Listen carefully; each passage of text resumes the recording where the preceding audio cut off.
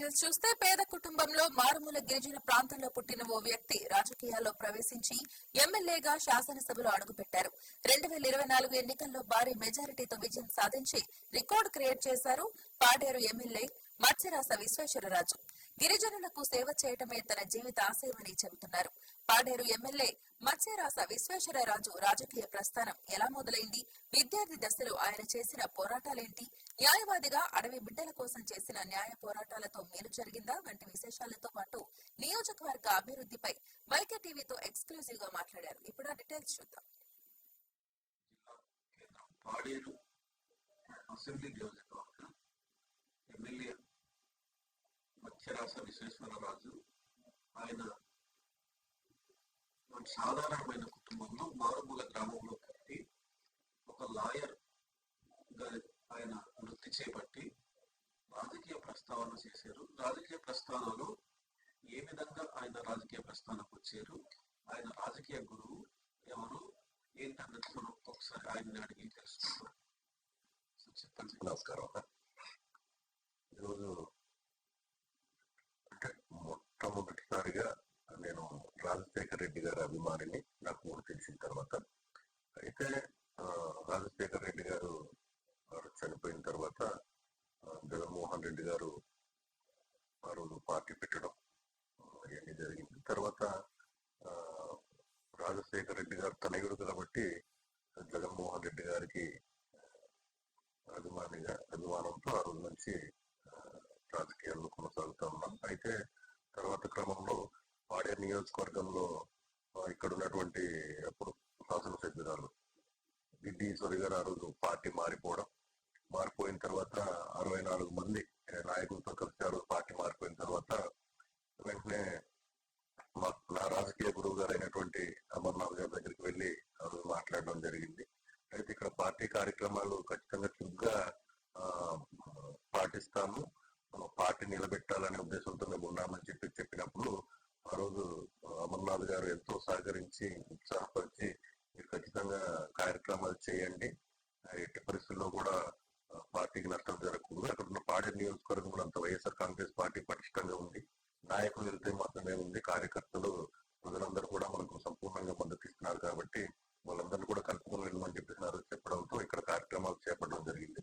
అంతకు ముందు నేను పాడేరులో ఇక్కడ జ్యుడిషియల్ ఫస్ట్ క్లాస్ మెజిస్ట్రేట్ కోర్టులో న్యాయవాద వృత్తిలో 2011 నుంచి కూడా 2018 వరకు కూడా న్యాయవాద వృత్తిలో ఉంటూ ఇక్కడ ఉన్నటువంటి ప్రజలందరికీ కూడా ఏ పని మీద వచ్చినా సరే వాళ్ళకి సహకారం చేస్తూ ముందుకెళ్లేవాళ్ళని. అయితే ఆ తరుణంలో గిడ్డీశ్వర్ గారు పార్టీ మారిపోయిన తర్వాత ప్రత్యక్ష రాజకీయాల్లోకి న్యాయవాద వృత్తిని పక్కన పెట్టి ఈ ప్రత్యక్ష రాజకీయాల్లోకి ఎంటర్ అయ్యి మొత్తం కార్యక్రమాలన్నీ కూడా చేపట్టడం జరిగింది. ఆ తర్వాత నా సేవలకు గుర్తించి అంటే పార్టీలో ఏ రకంగా చురుగ్గా వ్యవహరిస్తున్నామని చెప్పేసి ఆ రోజు గమనించి అధిష్టానం నాకు పాడేరు నియోజకవర్గ సమన్వయకర్తగా నియమించడం జరిగింది. అయితే ఇక్కడ కొన్ని సమీకరణాల వల్ల పాడేరులో మహిళకి ఇవ్వాలనే ఉద్దేశంతో 2019 టికెట్ ఆ రోజు గౌరవ మాజీ శాసనసభ్యురాలు శ్రీమతి పుట్టుపల్లి భాగ్యలక్ష్మి గారికి కేటాయించడం జరిగింది. అయితే అప్పుడు ఆ తర్వాత కూడా నేనేమి ఇబ్బంది పడలేదు. అయితే ఆ తర్వాత నాకు రాష్ట్ర కార్యదర్శిగా నియమించడం జరిగింది. రాష్ట్ర కార్యదర్శిగా ఉంటూ అనేక కార్యక్రమాలు కూడా చేపట్టడం జరిగింది. ఆ తర్వాత నాకు 2019లో ఇచ్చిన మాట ప్రకారం గౌరవ మాజీ ముఖ్యమంత్రి వర్యులు శ్రీ జగన్మోహన్ రెడ్డి గారు నా సతీమణికి జీకేవిధి జెడ్పీటీసీగా కూడా అవకాశం కల్పించడం జరిగింది. అంతేకాకుండా నాకు స్టేట్ ఎస్టీ కమిషన్ మెంబర్ గా కూడా నన్ను నియమించడం జరిగింది. నేను ఎస్టీ కమిషన్ మెంబర్ గా ఉన్న సమయంలోనే నాకు టికెట్ కేటాయించి మీరు ఎస్టీ కమిషన్ మెంబర్ కి రాజీనామా చేసి ఎమ్మెల్యేగా పోటీ చేయాలనే ఉద్దేశంతో నాకు అవకాశం కల్పించారు. ఆ తర్వాత జగన్మోహన్ రెడ్డి గారు ఇక్కడ ఉన్నటువంటి ఆయన మీద ఉన్న అభిమానంతోనే ఈరోజు పాడేరు నియోజకవర్గంలో ఉన్న ప్రజలందరూ కూడా నన్ను ఎమ్మెల్యేగా గెలిపించడం జరిగింది. ఆ తర్వాత నాకు స్టేట్ ఎస్టీసీఎల్ ప్రెసిడెంట్ ఇవ్వడం జరిగింది. ఆ తర్వాత మళ్ళీ ఇక్కడ పాడేరు అంటే అల్లూరి సీతారామరాజు జిల్లా నియమించడం జరిగింది. అంటే ఎవరికి కూడా లేనంత అవకాశాలు, పదవులన్నీ కూడా నాకు ఇచ్చారంటే అది నిజంగా మేము మా కుటుంబం చేసుకున్న అదృష్టంగా నేను భావిస్తున్నా. అలాగే మారుమూల గ్రామం నుండి పాడేరు కేంద్రంగా వచ్చి ఆయన న్యాయవాది వృత్తి నిర్వహిస్తూనే రాజకీయ ప్రస్థానంలో చేరడం, ఆ తర్వాత ఆయన కుటుంబం సాధారణమైన వ్యవసాయ కుటుంబం నుండి ఆయన వచ్చి పాడేరు నియోజకవర్గంలో ప్రజలందరి మన్ననలు పొందుతూ గతంలో ఆయన చేసిన సేవలు గుర్తించి గతంలో టికెట్ కోల్పోయినప్పటికీ ఈసారి ప్రత్యేకంగా గుర్తించి టికెట్ కేటాయించి జిల్లాలోనే అత్యధిక మెజారిటీతో గెలుపొందడం విశేషం. ఎందుకంటే ఇక్కడ జిల్లాలో ప్రత్యేకంగా ఏజెన్సీ గిరిజనులు జగన్మోహన్ రెడ్డికి, వైఎస్ఆర్ కుటుంబానికి పెద్దపీట వేస్తున్నారని చెప్పుకోవచ్చు. అలాగే మారుమూల గ్రామాల నుండి వ్యవసాయ కుటుంబం, ఆయన కుటుంబ స్థితిగతులు ఏంటి అని కూడా మనం అడిగి తెలుసుకుందాం. మాది సాధారణ మధ్యతరగతి కుటుంబం. అంటే మా నాన్నగారు బ్రాంచ్ పోస్ట్ మాస్టర్ గా విధులు నిర్వహించేవారు. అయితే రిటైర్ అయిపోయారు. కానీ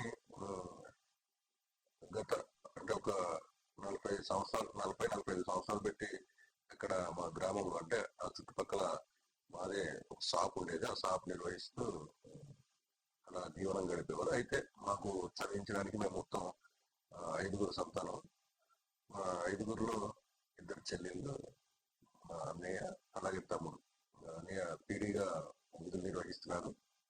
అలాగే చెల్లెళ్ళు 2 కూడా పెళ్లిళ్ళు అయిపోయి, తమ్ముడు కూడా పెళ్లి అయిపోయింది. అయితే సాధారణ మధ్యతరగతి కుటుంబంలో ఉన్న నన్ను అంటే వైఎస్ఆర్ కాంగ్రెస్ పార్టీలో ప్రతి పేదవాడికి కూడా ఏ రకంగా అవకాశాలు వస్తాయనేది ఈరోజు వైఎస్ఆర్ కాంగ్రెస్ పార్టీకి అది సాధ్యం. ఎందుకంటే మిగతా ఏ పార్టీల్లోనైనా సరే ఇన్ని కోట్లు ఉంటేనే టికెట్ ఇస్తాం, లేకపోతే ఇంత ఫండ్ ఇవ్వాలని చెప్పేసి అని ఉంటుంది. కానీ వైఎస్ఆర్ కాంగ్రెస్ పార్టీలో మాత్రం ఎవరైతే నిజాయితీగా పార్టీకి కట్టుబడి పనిచేస్తారో వాళ్ళకి అవకాశం కల్పించడంలో వైఎస్ఆర్ కాంగ్రెస్ పార్టీదే ప్రథమ స్థానం.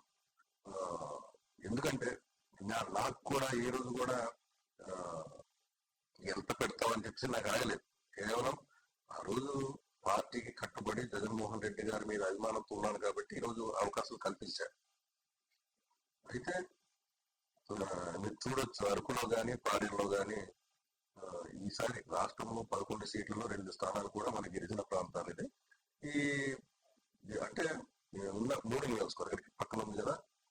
ఖచ్చితంగా వైఎస్ఆర్ కాంగ్రెస్ పార్టీకి అండగా ఉండాలి, జగన్మోహన్ రెడ్డి గారికి ఎప్పుడు అండగా ఉంటామని చెప్పి ఇక్కడ ఉన్నటువంటి ప్రజలందరూ కూడా ముక్త కంఠంతో చెప్తారు. ఉదాహరణకు ఇటీవల జరిగినటువంటి అంటే జగన్మోహన్ రెడ్డి గారి పిలుపు మేరకు 1 కోటి సంతకాల సేకరణలో భాగంగా గ్రామంలో పోయినప్పుడు అక్కడ కనిపించే స్పందన విపరీతంగా ఉంది. అంటే మనకి ఇచ్చినటువంటి టార్గెట్ ఒక 60,000 మనం చేయించుకున్నప్పటికీ 60,000 పూర్తయిపోయినప్పటికీ ఇంకా మేము పెడతాం, ఇంకా మాకు కావాలని చెప్పేసి అని కోరుతున్నారు ప్రజలు. అంటే వైఎస్ఆర్ కాంగ్రెస్ పార్టీకి ఎంత బలం ఉందో కూడా మనం ఈ విధంగా మనం చెప్పొచ్చు. అయితే మనం అలాగే జగన్మోహన్ రెడ్డి గారికి కూడా ఇక్కడ ఉన్నటువంటి గిరిజన ప్రాంత ప్రజల పట్ల ఏ రకంగా ప్రేమ అభిమానం ఉందో కూడా తెలుస్తుంది ప్రజలందరూ కూడా.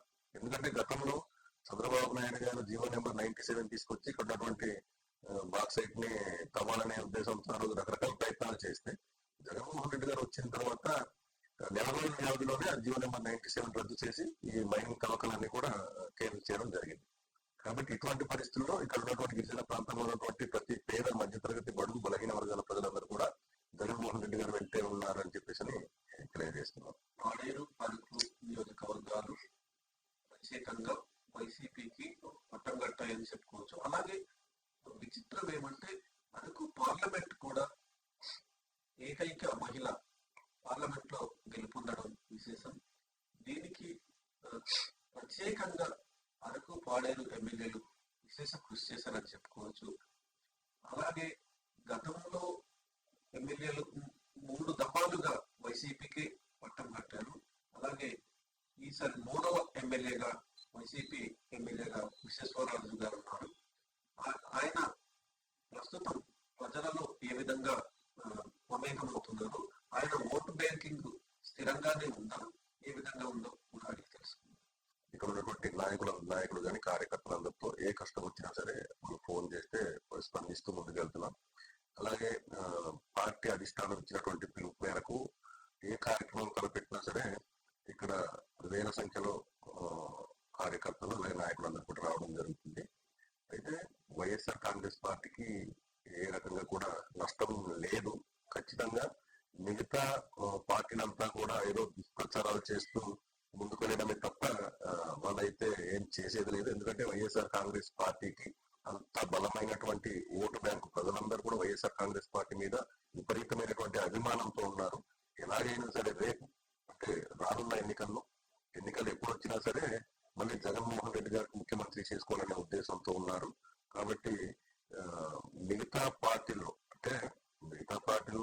వాళ్ళు ఏదో పక్క నియోజకవర్గాల నుంచి తీసుకురావడమే తప్ప ఇక్కడైతే వాళ్ళకి ఏ రకంగా కూడా లేదు. ఖచ్చితంగా మళ్ళీ స్థానిక సంస్థల్లో కూడా మేము సత్తా చాటుతాం. ఇక్కడ జరిగే మెజార్టీ స్థానాలన్నీ కూడా మావే. ఎందుకంటే సర్పంచ్ ఎలక్షన్లు ఎప్పుడు వచ్చినా సరే వైఎస్ఆర్ కాంగ్రెస్ పార్టీ సత్తా చాటుతామని చెప్పేసి కూడా ఈ సందర్భంగా తెలియజేస్తున్నాం. ఎందుకంటే ఇప్పటికే 109 పంచాయతీలు పాడేరు నియోజకవర్గంలో ఉంటే చాలా స్థానాలు కూడా వైఎస్ఆర్ కాంగ్రెస్ పార్టీ ఇప్పటికే ఒక కొలికి వచ్చేసింది. మిగతా స్థానాలు కూడా ఇప్పుడు కసరత్తు చేస్తున్నాం. త్వరలోనే అంటే ఎన్నికల నోటిఫికేషన్ ఎప్పుడు వచ్చినా సరే వైఎస్ఆర్ కాంగ్రెస్ పార్టీ సిద్ధంగా ఉందని చెప్పేసి తెలియజేస్తాం. జిల్లా కేంద్రం ఎమ్మెల్యేగా అధికారం వ్యవహరిస్తున్నారు. అంతేకాకుండా అధికారులలో మీ యొక్క రేంపు ఎలా ఉంది? అధికారులు మీరు చెప్పిన పనులు చేస్తున్నారా, లేకపోతే అధికారిక కార్యక్రమాల్లో మీకు ఇన్వాల్వ్ చేస్తున్నారా లేదా? దీని మీద మీ అభిప్రాయం? అంటే రంపచోడవరం, పాడేరు, అరకు నియోజకవర్గాల్లో రివ్యూలు కానీ ఏమైనా అభివృద్ధి కార్యక్రమాలకి మీటింగ్లు జరిగినప్పుడు ఖచ్చితంగా మేము అటెండ్ అవుతున్నాం. ఎందుకంటే మిగతా అధికారిక కార్యక్రమాల్లో ఇక్కడ ఉన్నటువంటి స్థానికంగా ఉన్నటువంటి జిల్లా అధికారులు ప్రోటోకాల్ పాటించడం లేదు.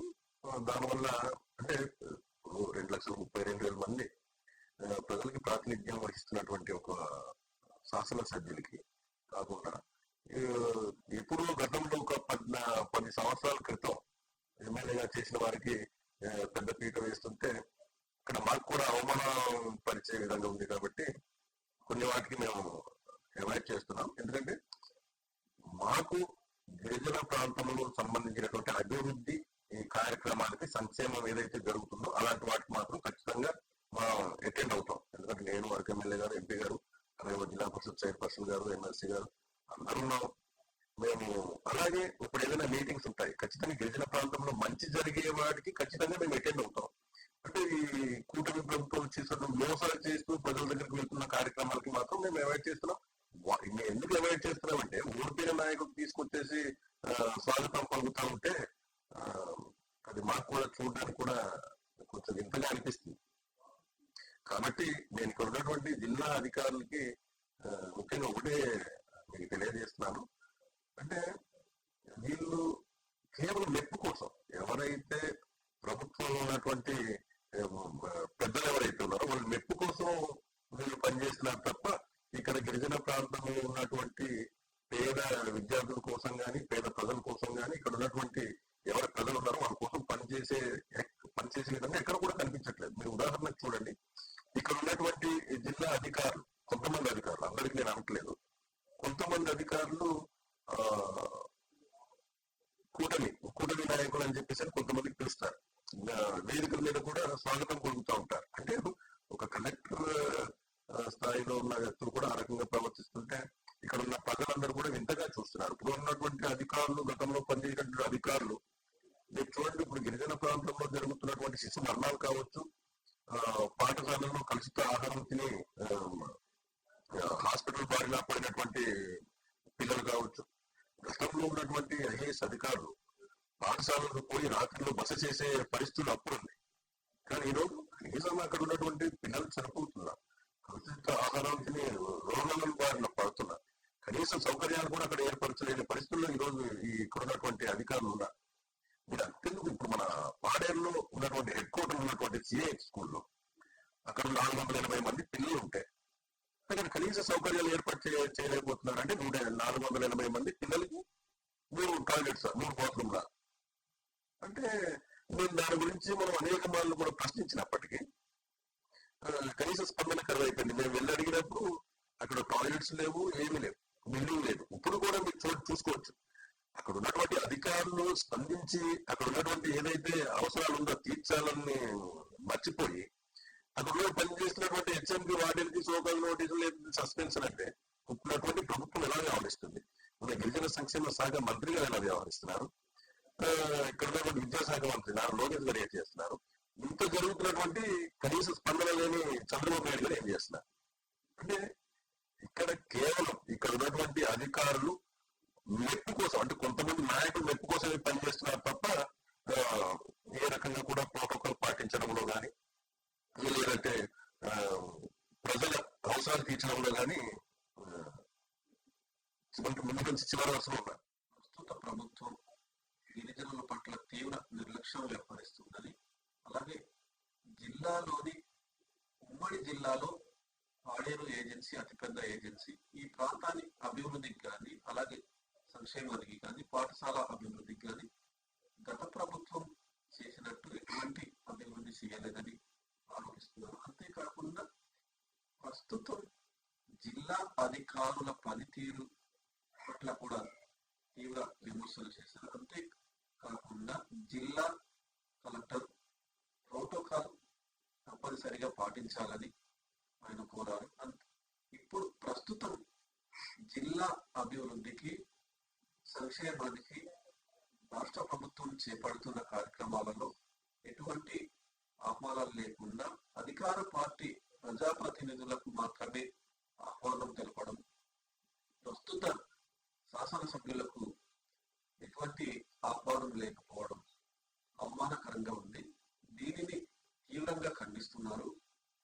ప్రస్తుతం జిల్లాలో జిల్లా అధ్యక్షులుగా పార్టీ బాధ్యతలు నిర్వహిస్తున్నారు. అలాగే స్థానిక ఎన్నికలలో కూడా తమ సత్తా చాటుతామని ఆయన తెలియజేస్తున్నారు.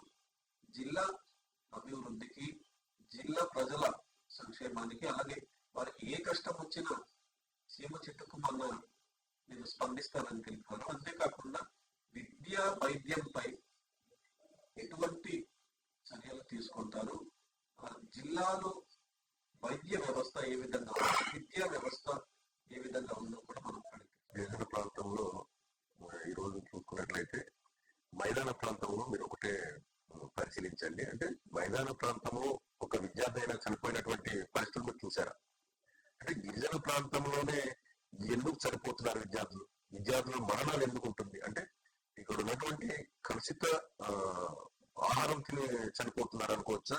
అంటే మీరు ఒకసారి ఆలోచించాలి. ఎందుకంటే ఇక్కడ ఎక్కడ లేని విధంగా కేవలం గిరిజన ప్రాంతంలోనే ఇటువంటి తినే తిండిలో కలుషితం అవుతున్నటువంటి ఆహారం తిని విద్యార్థులు మంచాన బాధలు పడడం జరుగుతుంటే, అలాగే కూటమి ప్రభుత్వం అధికారంలోకి వచ్చిన తర్వాత అనేక మంది విద్యార్థులు చనిపోవడం జరిగింది.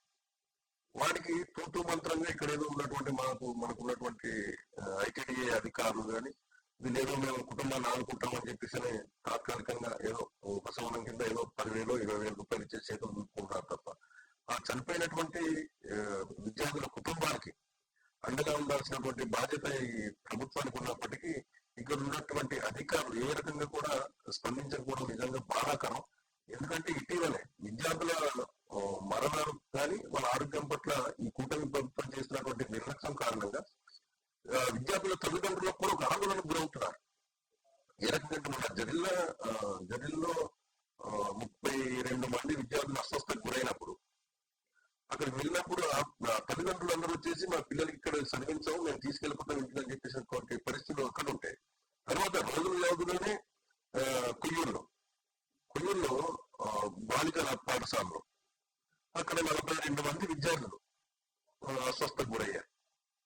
అంటే ఇప్పుడు మన గిరిజన సంక్షేమ శాఖ మంత్రి గారికి గిరిజన ప్రాంతంలో ఉన్నటువంటి పాఠశాలల నుంచి కమిషన్లు అందితే సరిపోతుంది వాళ్ళకి, కానీ ఇక్కడ విద్యార్థులకి ఏ రకంగా బోర్డులు పెడుతున్నారు, వీళ్ళు సక్రమంగా అమలు చేస్తున్నారా లేదా అనే విషయాలు ఏది కూడా వాళ్ళు పట్టించుకోవట్లేదు. వాళ్ళకి కావాల్సింది వాళ్ళు 10,000 ఉన్నంత కాలం వాళ్ళు అన్ని సుఖాలు అన్ని అనుభవించాలి. అంతే తప్ప ఇక్కడ వాళ్ళు చేస్తున్నటువంటి వాళ్ళు ప్రాతినిధ్యం వహిస్తున్నటువంటి వాళ్ళు సొంత నియోజకవర్గం మన గిరిజన సంక్షేమ శాఖ మంత్రి మాకు ఈ గిరిజన ప్రాంతంలో సుదూర ప్రాంతాల నుంచి వచ్చేటువంటి విద్యార్థులు ఉంటారు. అక్కడ ఉన్నటువంటి పాఠశాల ఎక్కడైతే దగ్గరలో ఉన్నటువంటి పాఠశాలకు చేరినప్పుడు అక్కడ ఉన్నటువంటి పరిస్థితులన్నీ కూడా వాళ్ళు తల్లిదండ్రులు గమనించట్లేదు. గమనిస్తే ఇప్పుడు ఖచ్చితంగా ఈ కూటమి ప్రభుత్వంలో ఎంత నిర్లక్ష్యంగా వ్యవహరిస్తున్నది వాళ్ళు తెలుసుకోగలుగుతారు. కానీ గతంలో జగన్మోహన్ రెడ్డి గారు ప్రతి పాఠశాల కూడా పరిశుభ్రంగా ఉండాలి, కొత్త బిల్డింగ్లు కట్టించాలని చెప్పి నాడు నేడుతూ ఆ రోజు చేసిన విధానం నిజంగా చరిత్రలో మర్చిపోలేనటువంటి పరిస్థితి 5 సంవత్సరాలు. కానీ నిజంగా ఈరోజు మా గిరిజన విద్యార్థుల అవస్థలు చూస్తుంటే ఈ కూటమి ప్రభుత్వం త్వరలోనే అంటే ప్రజలందరూ కూడా వాళ్ళకి ఏ రకంగా బుద్ధి చెప్తారు, ఉత్తర బుద్ధి చెప్తారు, వాళ్ళందరూ కూడా సిద్ధంగా ఉన్నారండి. అంటే త్వరలో జరగబోతున్నటువంటి స్థానిక సంస్థల ఎన్నికల్లో ఓటుతోనే సమాధానం చెప్పాలని ఎదురు చూస్తున్నారు అందరూ కూడా. 2019 ఎన్నికల ప్రచారానికి వచ్చినప్పుడు జగన్మోహన్ రెడ్డి గారు మాట ఇచ్చారు, ఒక మెడికల్ కాలేజ్ కట్టిస్తారని చెప్పి మాట ఇచ్చారు. ఇచ్చిన మాట ప్రకారం పాడేరులో మెడికల్ కాలేజ్ ఒకటి నిర్మాణం చేపట్టడం జరిగింది. అయితే ఇక్కడ ఉన్నటువంటి కష్టాలు ఏంటో జగన్మోహన్ రెడ్డి గారికి తెలుసు. ఇక్కడ ఈ గిరిపుత్రులకి ఏ కష్టం వచ్చినా సరే వీళ్ళు విశాఖపట్నం కేజీహెచ్కే తరలి వెళ్ళాలి. అదే వీళ్ళకి ఒక హాస్పిటల్ ఇక్కడే ఉంటే, ఇక్కడ మెడికల్ కాలేజ్ ఒకటి ఉంటే సూపర్ స్పెషాలిటీ సేవలు ఇక్కడ అందుబాటులోకి వస్తుందనే ఉద్దేశంతో మెడికల్ కాలేజ్ నిర్మాణం చేపట్టడం జరిగింది. కానీ ఈ పేద ప్రజలంటే గిట్టని చంద్రబాబు నాయుడు ఈరోజు ఆ మెడికల్ కాలేజీలు కూడా ప్రైవేట్ పరం చేసే ఉద్దేశంతో ఈరోజు ఉన్నారు. ఇక్కడ కనీసం ఈ అంబులెన్స్ కూడా సకాలంలో ఏర్పాటు చేయలేని దృష్టితో ఈరోజు ఈ కూటమి ప్రభుత్వం ఉంది. జగన్మోహన్ రెడ్డి గారు చేసినటువంటి సేవలు మీరు ఎందుకు చేయలేకపోతున్నారు? కనీసం అంబులెన్స్లు ఏర్పాటు చేయలేని పరిస్థితుల్లో మీరు ఉన్నారు. మాకు ఇప్పటికి ఇంకా రోడ్డు సౌకర్యం లేని గ్రామాలు అనేక ఉన్నాయి, వందలాది గ్రామాలు ఇప్పటికి ఉన్నాయి. కాబట్టి మేము అప్పుడు గతంలో రాజశేఖర్ రెడ్డి గారు 108 పెట్టారు, దాన్ని తర్వాత కొనసాగిస్తూ ఇప్పుడు 108 కూడా తగ్గించేశారు. అది కూడా ఫోన్ చేసిన వెంటనే ఏం లేదు, ప్రైవేట్ వెహికల్స్ మీద తీసుకెళ్లే పరిస్థితి ఈరోజు ఇక్కడ కనిపిస్తుంది. మేము ఖచ్చితంగా అంబులెన్స్ అన్ని ఏర్పాటు చేస్తే బాగుంటుందని చెప్పి కూడా మేమైతే కోరుతున్నాం. రేపు మళ్ళీ జగన్మోహన్ రెడ్డి గారు వచ్చిన తర్వాత ఈ విద్య గురించి కానీ వైద్యం గురించి కానీ ఏదైతే ఇప్పుడు చేస్తున్నట్టు నిర్లక్ష్యం ఇది మొత్తం పారద్రోలి అందరికీ అందుబాటులో తెచ్చే విధంగా మళ్ళీ ఎప్పుడు అధికారంలోకి కొంచెం వైఎస్ఆర్ కాంగ్రెస్ పార్టీ అధికారంలోకి వచ్చిన తర్వాత ఇవన్నీ కూడా చేయడం జరుగుతుంది. అసెంబ్లీకి వెళ్ళకపోవడానికి గల కారణాలు అయితే ఉన్నాయి. ఎందుకంటే మేము ఉన్నది ఏకైక ప్రతిపక్షం ఏదైనా ఉందంటే అది వైఎస్ఆర్ కాంగ్రెస్ పార్టీ. వైఎస్ఆర్ కాంగ్రెస్ పార్టీకి మా జగన్మోహన్ రెడ్డి గారు ప్రతిపక్ష హోదా ఇచ్చినట్టయితే ఖచ్చితంగా వెళ్ళి మాట్లాడడానికి మా అవకాశం ఉంటుంది. ఇప్పుడు మీరు చూస్తున్నారు 160 మంది ఉన్నారు. 160 మంది జనసేన, బీజేపీ, టీడీపీ కూటమి కలిసి ఇంతమంది వాళ్ళకే అవకాశాలు ఇవ్వట్లేదు. ఇప్పుడు ప్రస్తుతం ఉన్నటువంటి ఎమ్మెల్యేలు వాళ్ళ కూటమిలో ఉన్నటువంటి నాయకులకి అవకాశాలు కల్పించట్లేదు. వాళ్ళకి ఇస్తారని చెప్పని గ్యారెంటీ లేదు. ప్రతిపక్ష హోదా ఇస్తే ఖచ్చితంగా మేము అక్కడ మాట్లాడడానికి అవకాశం ఉంటుంది. మేము వెళ్ళడానికి కూడా మేము సిద్ధంగా ఉన్నాం. అని ప్రతిపక్ష హోదా ఇస్తే వెళ్తాం. మేము వెళ్ళట్లేదు కాబట్టి మీడియా సమావేశాలు నిర్వహించి ఈ కూటమి ప్రభుత్వం చేస్తున్నటువంటి మోసాలని కానీ అరాచకాలని కానీ వాళ్ళు చేసినటువంటి దౌర్జన్యాలను కూడా ఎత్తి చూపిస్తున్నాం. మాకు ఏం కావాలన్నది కూడా మేము మీడియా సమావేశాలు ఏర్పాటు చేసి అన్ని ప్రశ్నించడం జరుగుతుంది. మేమంతా ఇప్పుడు మేము అసెంబ్లీలో మాట్లాడలేకపోవచ్చు, వాళ్ళ ప్రతిపక్ష హోదా ఇవ్వకపోవడం వల్ల మేము వెళ్ళట్లేదు. కానీ మేము శాసన మండలిలో ఖచ్చితంగా మా నాయకులు ఎవరైతే మా ఎమ్మెల్సీలు ఉన్నారో వాళ్ళందరూ కూడా శాసన మండలి సభ్యులందరూ కూడా అక్కడ ప్రశ్నించడం జరుగుతుంది. ఖచ్చితంగా మాకు ప్రతిపక్ష హోదా ఇస్తే వాళ్ళు కేవలం ఈ చంద్రబాబు నాయుడు అలాగే పవన్ కళ్యాణ్ వీళ్ళు ఎందుకు భయపడుతున్నారంటే వాళ్ళు చేస్తున్నటువంటి మోసాలని ఎక్కడ ఎండగడతామన్న ఉద్దేశంతోనే వాళ్ళు ప్రతిపక్ష హోదా ఇవ్వకుండా ఈరోజు భయపడుతున్నారు. ఎందుకు ఇస్తే ఏదో జరుగుతుందని ఎందుకు భయపడుతున్నారు అంటే 11 మందిని చూసి ఎందుకు భయపడుతున్నారు? ఇవ్వడం వల్ల వాళ్ళకి కలిగే నష్టం ఏంటని చెప్పని మేము అడుగుతున్నాం. ఒక్కసారి ఇచ్చి చూడండి, ప్రతిపక్ష హోదా ఇచ్చి చూడండి, ఆ తర్వాత మీరు మాట్లాడండి. ఇప్పుడు మేము ఇవ్వాల్సినటువంటి గణమంతా కూడా శాసన మండలి సభ్యుల ద్వారా మేము అడిగిస్తున్నాము. మేము ప్రధానంగా మనకున్నటువంటి ఇక్కడ జియో నెంబర్ 3 ఒకటి ప్రధానంగా ఉంటే సుప్రీంకోర్టు రద్దు చేసినప్పుడు వైఎస్ఆర్ కాంగ్రెస్ పార్టీ వెళ్ళడం జరిగింది. ఆ తర్వాత 170 యాక్ట్ పటిష్టంగా అమలు చేయాలని, ఇక్కడ గిరిజన ప్రాంతంలో ఉన్నటువంటి సమస్యలు, రహదారి సమస్యలు కావచ్చు, అలాగే ఇక్కడ స్థానికంగా ఉన్నటువంటి పాఠశాలల్లో ఇప్పుడు ఇలా కలుషిత ఆహారం ఈ రకంగా జరుగుతున్నటువంటి ఇలాంటి పరిస్థితులు కావచ్చు, లేకపోతే పిల్లలు వందలాది మంది పిల్లలు ఉన్నప్పటికీ బిల్డింగ్ లేని పరిస్థితులు కావచ్చు, ఇలాంటి వాటన్ని గురించి కూడా అసెంబ్లీలో ప్రస్తావన తీసుకురావాలి, గట్టిగా గెలవాలి అని చెప్పి అనుకున్నప్పటికీ వాళ్ళు అవకాశం కల్పిస్తే ఖచ్చితంగా ప్రతిపక్ష హోదా ఇస్తే ఖచ్చితంగా మేము మాట్లాడడానికి సిద్ధంగా ఉన్నాం. వాళ్ళైనా మరి మాట్లాడగలగాలి కదా. ఇప్పుడు మేము మేము వెళ్ళట్లేదు, ప్రతిపక్ష హోదా మాకు ఇవ్వలేదు, వెళ్ళలేదు, మేము బాయ్కట్ చేశాం. ఖచ్చితంగా రేపు మాకు ప్రతిపక్ష హోదా ఇస్తే మేము వెళ్తాం. కానీ ఇప్పుడు కూటమిలో ఉన్నటువంటి ఎమ్మెల్యేలు మరి ప్రశ్నించాలి కదా ఇక్కడ ఉన్నటువంటి పరిస్థితులంతా కూడా. మాకు అడగాలని ఉంది కాబట్టి అడగాలి. అందువల్లనే మేము మీడియా సమావేశాలు ఏర్పాటు చేసి వీటంతా కూడా ప్రభుత్వానికి తెలియజేయడం జరుగుతుంది. ఇప్పుడు ఇక్కడ పాడేరులో ఉన్నటువంటి చూడంటే ఎగ్జాంపుల్స్ కొన్ని తెలియజేస్తారు మీకు. పాడేరులో ఒకటిలో వచ్చేసి పాడేరు 100 అడుగులు వెడల్పు చేస్తామని చెప్పేసి ఇక్కడ ఉన్నటువంటి జిల్లాధికారులు మాట్లాడడం జరిగింది. అంటే ప్రతి శనివారం అంటే వాళ్ళు అన్నదేంటి, ఒక 20 రోజుల వ్యవధిలో మొత్తం అక్రమ నిర్మాణాలను కూడా తొలగిస్తామని చెప్పారు. చెప్పినటువంటి అధికారులు తర్వాత ఎందుకు నిలుపుదల చేశారు? 15 సాగులు కొట్టారు, ఇంకా ఎందుకు కొట్టలేదు? ఇప్పుడు కేవలం వీళ్ళు ఎవరైతే కూటమి నాయకులు ఉన్నారో వాళ్ళ సాగులు పోతుంది అంటే ప్రజలు ఎవరికి పోయినా పర్వాలేదు కానీ ఆ నాయకుల సాగులు పోకూడదు అనే ఉద్దేశంతో ఉన్నటువంటి అధికారులు ఉన్నారు. ఇలాంటి పరిస్థితుల మధ్య మీకు ఈ కూటమి ప్రభుత్వం ఇచ్చినటువంటి హామీలు తుంగలో తొక్కడమే కాకుండా కేవలం వీరి పరిపాలన వాళ్ళ జేబు నింపుకోవడానికి మాత్రమే పనిచేస్తున్నారు. మీకు అర్థమవుతుంది కదండి. ఇప్పుడు మీరు ఒకటే, ఇప్పుడు ఇక్కడ ఇంత జరుగుతున్నా సరే కనీసం గిరిజన సంక్షేమ శాఖ మంత్రి ఇప్పుడు స్పందించారా? అంటే నేను పాఠశాలల కోసం అడుగుతున్నా, స్పందించరు. ఇప్పుడు విద్యాశాఖ మంత్రి కనీసం స్పందించారు.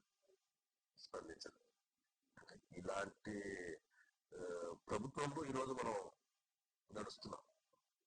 ఖచ్చితంగా మీరు అడిగిన ప్రశ్న అసెంబ్లీకి వెళ్ళి మాట్లాడాలని లేదన్నారు. ఖచ్చితంగా ప్రతిపక్ష హోదా ఇస్తే మేము వెళ్తాం, వెళ్ళి ఇక్కడ గిరిజన ప్రాంతంలో ఉన్నటువంటి సమస్యలంతా మీద గలవెప్పడానికి మేమైతే సిద్ధంగానే ఉన్నాం. గిరిజన ప్రాంతం అభివృద్ధికి, గిరిజనుల సంక్షేమానికి ఏ విధమైన కృషి చేస్తున్నారు?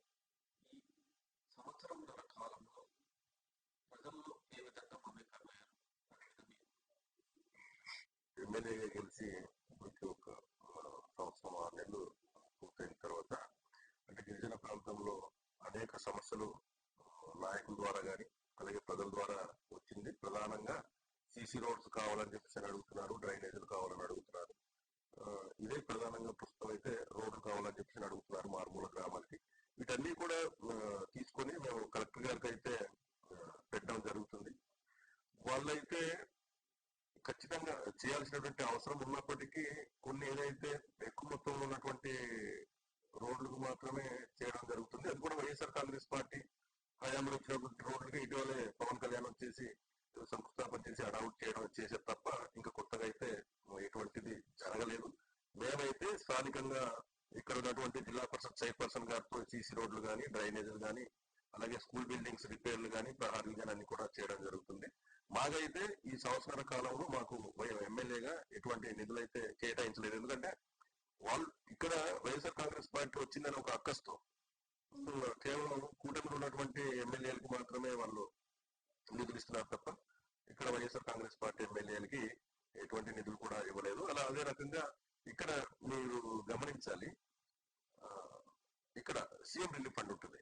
అంటే ఎవరైనా కష్టం వచ్చి హాస్పిటల్కి వెళ్ళి మనం పెట్టాలనుకున్నప్పుడు సీఎం రిలీఫ్ ఫండ్ ద్వారా వాళ్ళకి ఏదో రకంగా ఆర్థిక సాయం చేసే పరిస్థితులు ఉన్నప్పటికీ ఆ సీఎం రిలీఫ్ ఫండ్ కూడా మనకి లాగిన్ ఇవ్వలేదు. అంటే వాళ్ళు మరి ఏ రకంగా ఎటువంటి ఆలోచనలతో ముందుకెళ్తున్నారో మీరు గమనించాలి. మేమైతే ఇక్కడ ఉన్నటువంటి ప్రజలందరికీ ఏ సమస్య వచ్చినా సరే సంబంధిత అధికారులతో మాట్లాడుతున్నాం. త్రాగునీరు సమస్య వచ్చినా సరే, ఏ సమస్య వచ్చినా సరే సంబంధిత అధికారులతో మాట్లాడి ఎప్పటికప్పుడు అధికారులతో మాట్లాడి ఆ సమస్య పరిష్కారానికి కృషి చేస్తాం.